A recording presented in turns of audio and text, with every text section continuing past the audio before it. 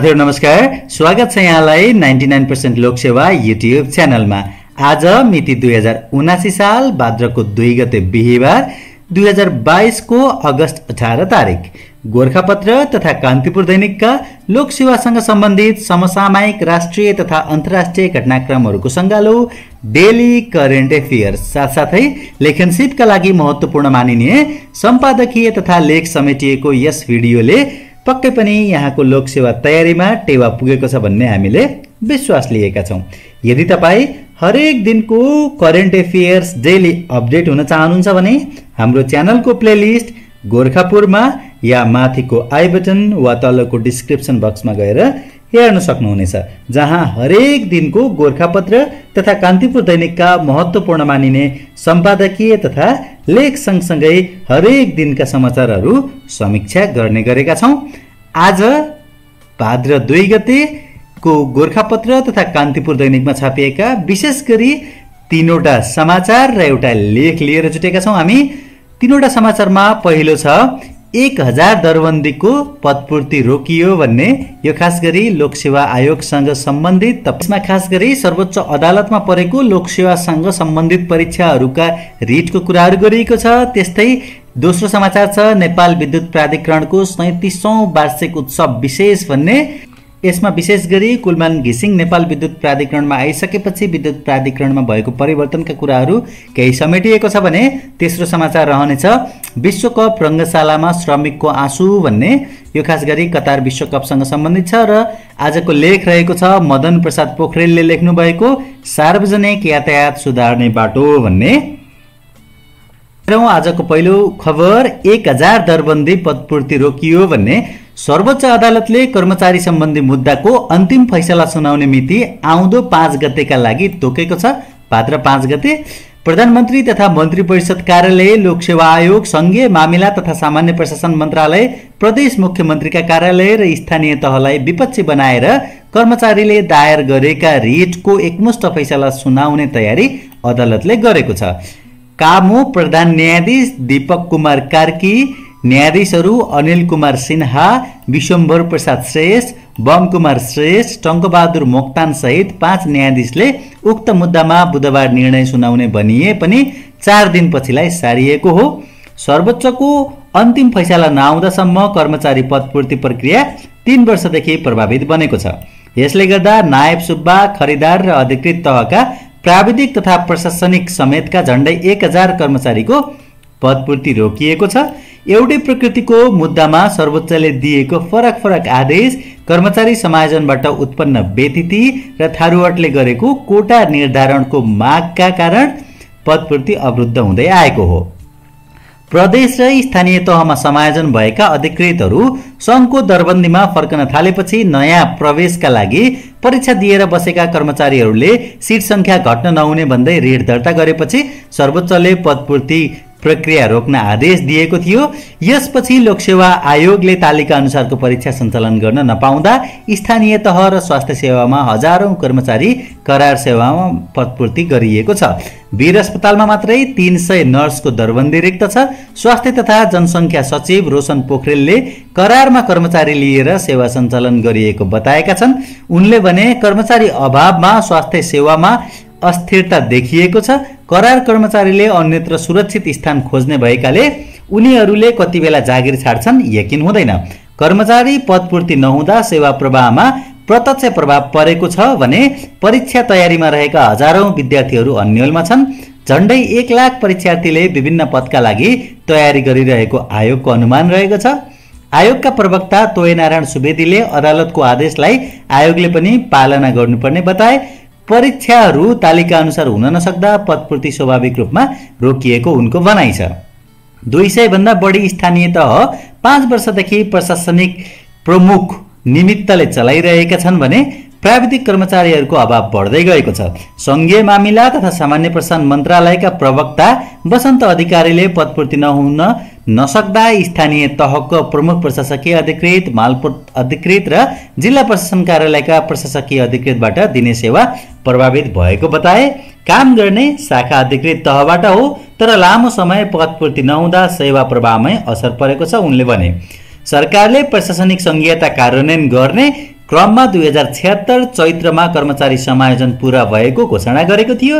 त्यसबेला तीनै तहमा 79,000 कर्मचारी समायोजन गरिएका थिए। गत माघ 12 मा सर्वोच्चका न्यायाधीशहरू आनन्द मोहन भट्टराई, नहकुल सुवेदी र सपना प्रधान मल्लको पूर्ण इजलासले सरकारले गरेको समायोजन ठिक भएको भन्दै प्रशासनिक संघीयता जरुरी रहेको व्याख्या गरेको थियो। आदेशमा 2076 मा गरिएको कर्मचारी समायोजनलाई कानुन सम्मत ठहर गरिएको छ। आदेश अनुसार समायोजन भएका कर्मचारी संघीय दरबन्दीमा फर्कन पाउँदैनन्।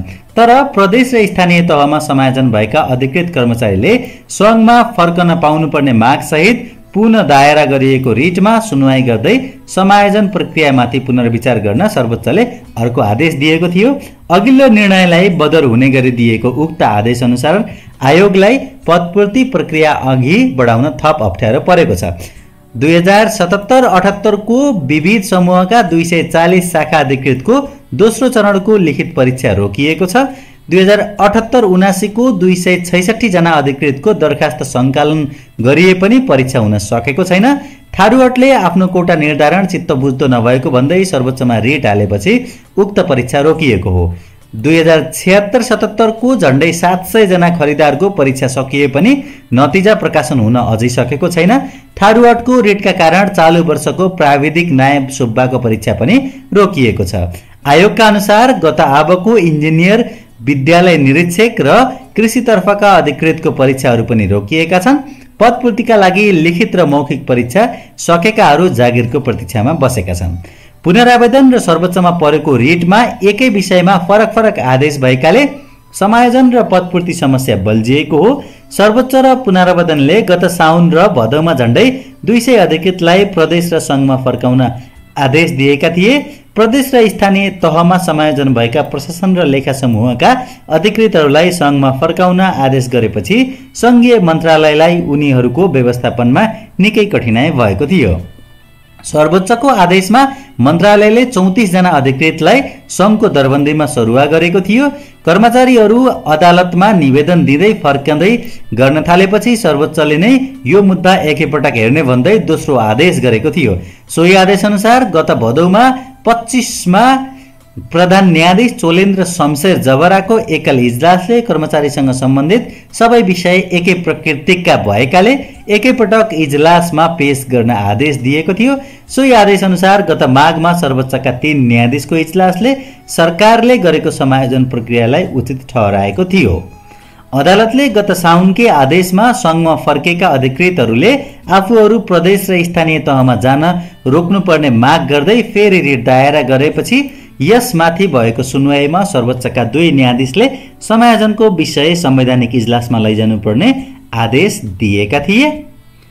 अब त्यसैगरी आजको अर्को खबर हेर्दैछौँ। नेपाल विद्युत प्राधिकरणको 37औं वार्षिक उत्सव विशेष भनेर यो खास गरी हिजो भदौ 1 गतेको पत्रिकामा प्रकाशित डिटेल खबर हो।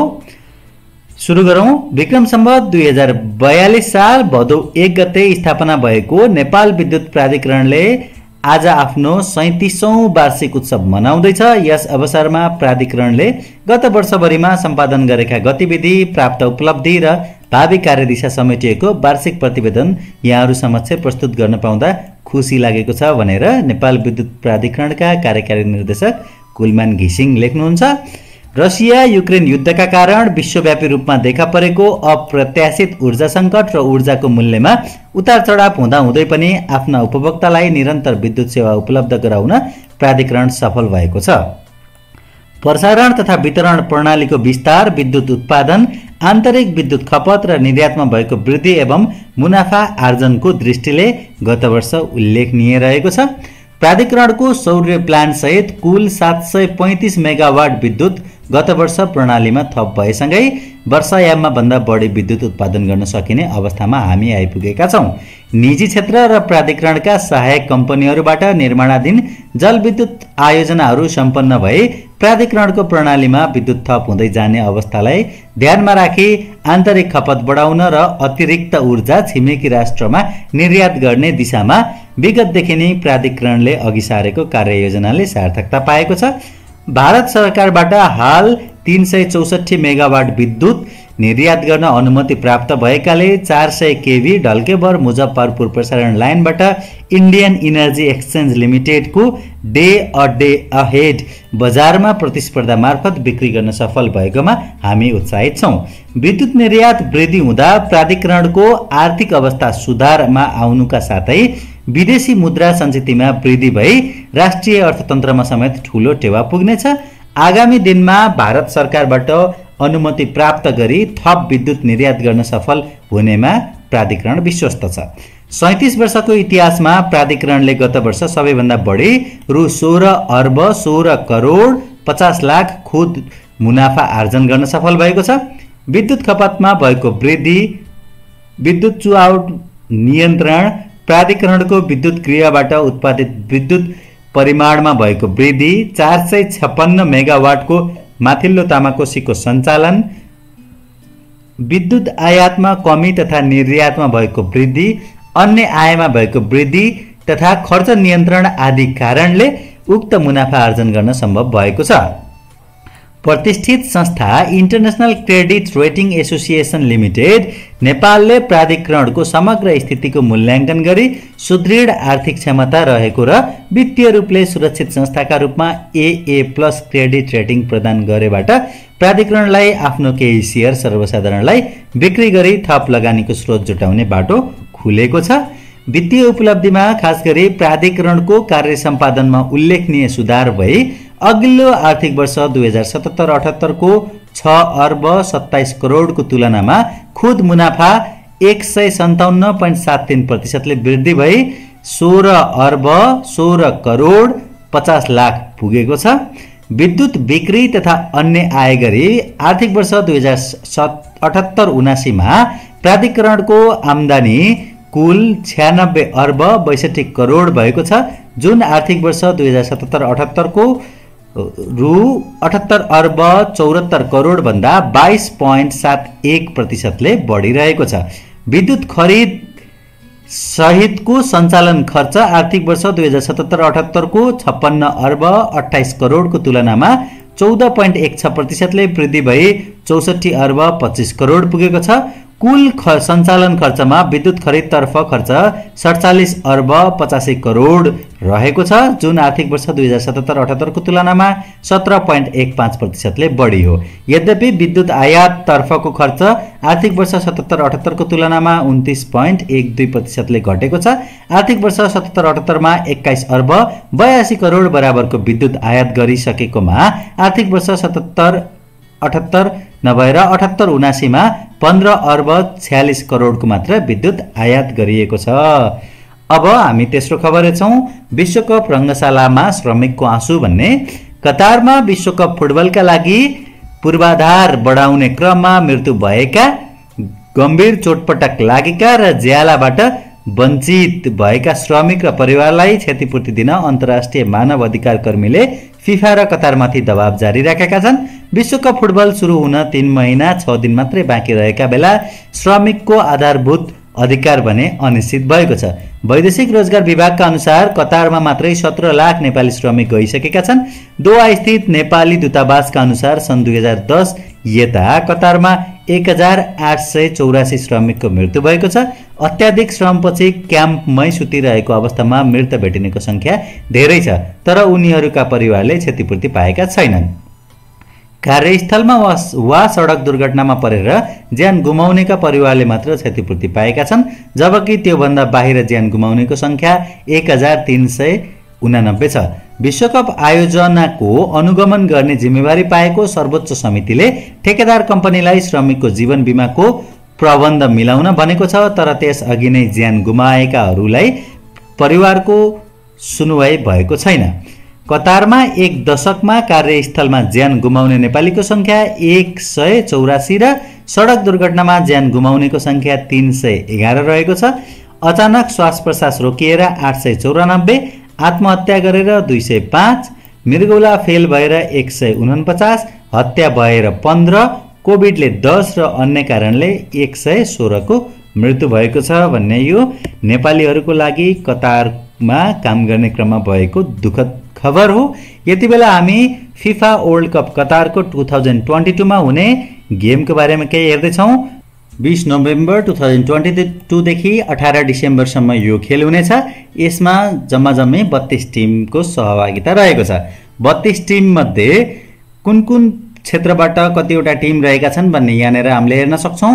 एएफसी भनेको यो खास गरी एसिया क्षेत्रबाट हो, एसियन फुटबल कन्फेडरेसन भन्ने।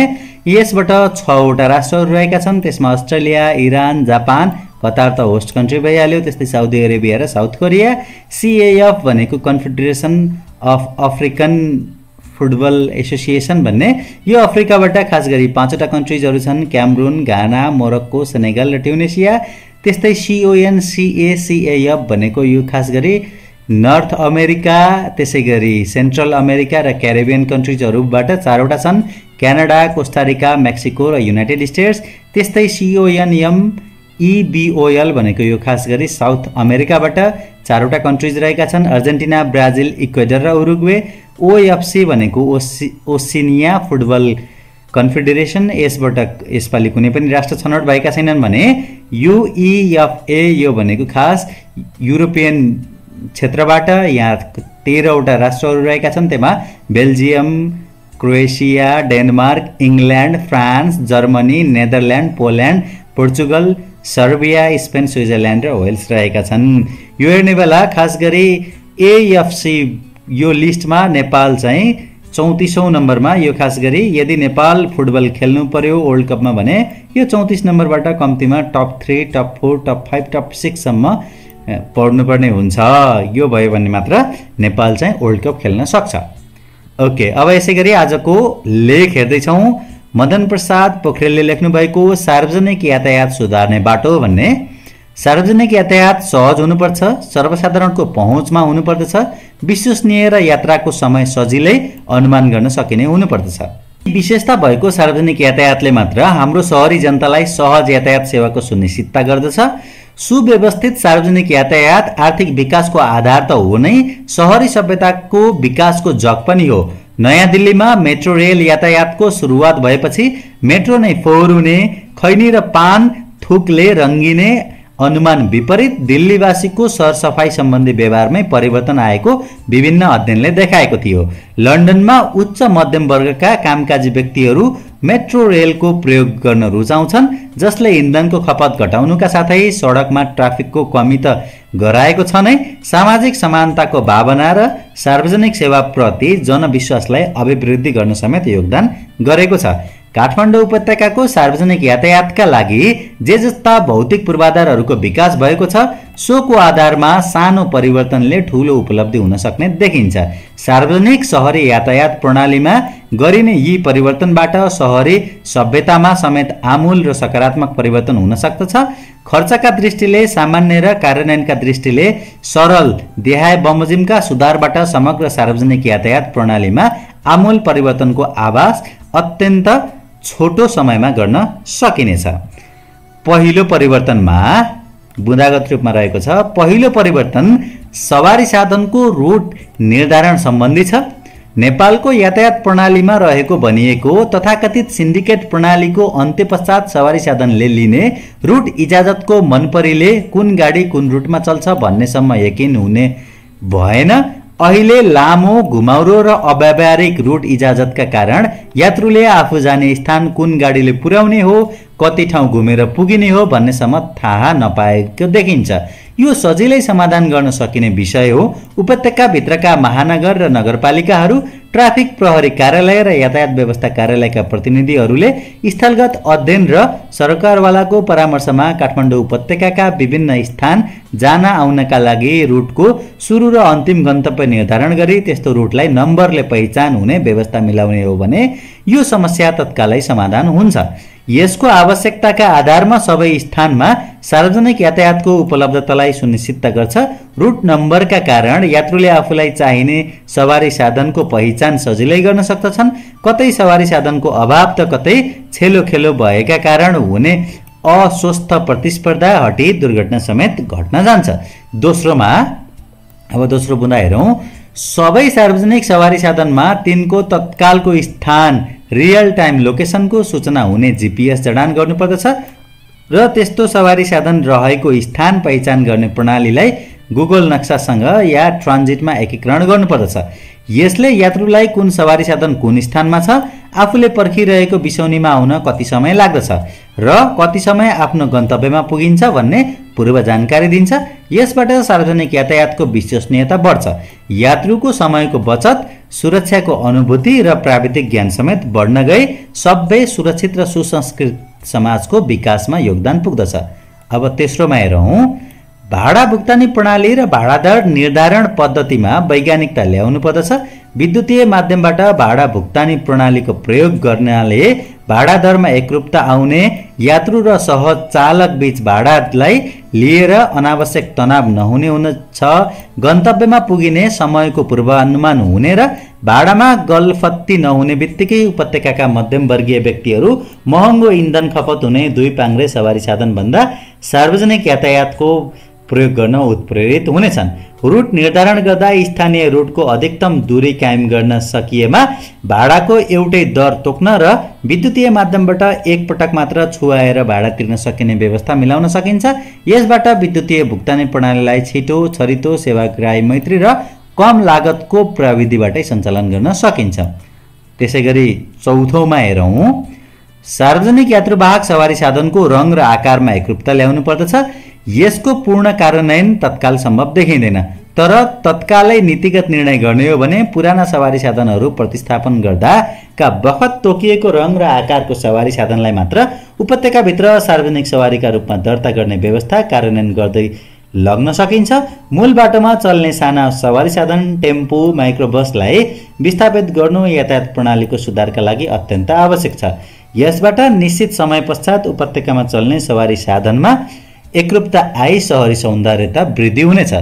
अब पाँचौँमा हेरौँ, सार्वजनिक यात्रुवाहक सवारी साधनलाई विद्युतीय साधनमा रूपान्तरण गर्नुपर्दछ। दिगो विकासको लक्ष्य र कार्बन उत्सर्जन घटाउने अन्तर्राष्ट्रिय प्रतिबद्धता पूरा गर्न समेत यस्तो नीतिको कार्यान्वयन आवश्यकता रहेको छ।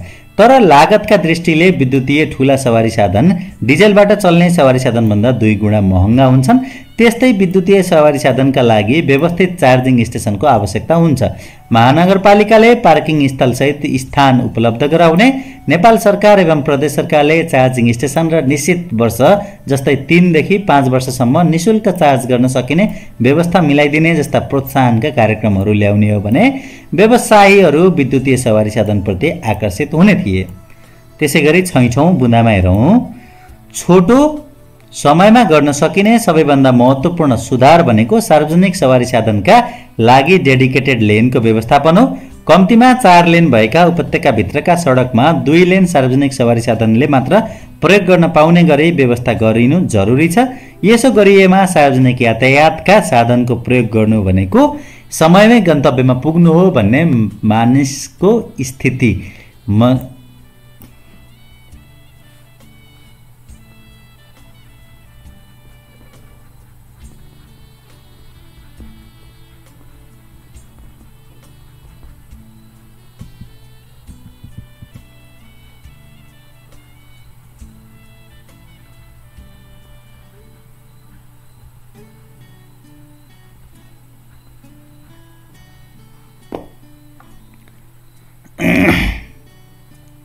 समयमै गन्तव्यमा पुग्नु हो भन्ने मानक स्थापित हुन्छ। यसले निजी 4 पाङ्ग्रे र 2 पाङ्ग्रे सवारी साधनहरू क्रमशः निरुत्साहित हुँदै जान्छन्, जसबाट राज्यको ठूलो स्रोत विदेशिनबाट जोगिन्छ र अर्थतन्त्रमा महत्त्वपूर्ण योगदान पुग्दछ। हालकै सडकहरूमध्ये धेरैजसो मूल सडक, चक्रपथ, गोदावरीदेखि बुढानीलकण्ठसम्म, जगातीदेखि रत्न पार्क, कलङ्कीदेखि रत्न पार्कदेखि बालाजु बस पार्कमा यस्तो व्यवस्था तुरुन्तै कार्यान्वयन गर्न सकिन्छ। काठमाडौँ उपत्यकामा जमिन मुनि मेट्रो रेल चलाउने विषयमा विभिन्न अध्ययन सार्वजनिक भएका छन्। यसका लागि लाग्ने लगानी मात्र र लगानीको स्रोत जुटाउने चुनौतीहरूका विविध पाटाबारे धेरै बहस भएका छन्। हाम्रो जमिनको संरचनात्मक विशेषता र यसका प्राविधिक पाटोको आलोकमा मोनोरेल, स्काई रेल जस्ता मेट्रो रेलको विकल्पका यातायातका साधनहरूको बारेमा समेत चर्चा परिचर्चा हुने गरेका छन्। राज्यले ठोस निर्णय गरेर कार्यान्वयन सुरु गरे पनि यी पूर्वाधार निर्माण भई सार्वजनिक यातायातको मुख्य स्तम्भ बन्न वर्षौं लाग्दछ, जबकि हालको यातायात प्रणालीलाई सुधार गर्न कुनै समय लाग्दैन। माथि उल्लेखित विषयहरू काठमाडौँ उपत्यकाको यातायात सुधारका प्रस्थान बिन्दु हुन्। उपत्यकाका महानगरपालिकाहरू, नगरपालिकाहरू, प्रदेश सरकार र नेपाल सरकार बीच नीतिगत समन्वय हुने हो भने माथि सुझाइएका सुधारहरू कार्यान्वयन गर्न कुनै समय लाग्दैन, न त ठूलो लगानी नै आवश्यक पर्दछ। आवश्यकता छ त केवल सार्वजनिक यातायात सुधार्ने राजनीतिक प्रतिबद्धता, नीति कार्यान्वयन गर्ने कर्मचारी नेतृत्वको दृढता र प्रदेश एवं स्थानीय तह बीचको सहकार्य एवं सङ्घीय सरकारको समर्थन भन्दै आजको लेख पनि यहीँनिर सकायौँ। यतिन्जेल हेरेर र सुनेर साथ दिनुभयो। यहाँहरू सम्पूर्णलाई धेरै धेरै धन्यवाद। यहाँको आगामी पल अध्ययनमै बितोस्।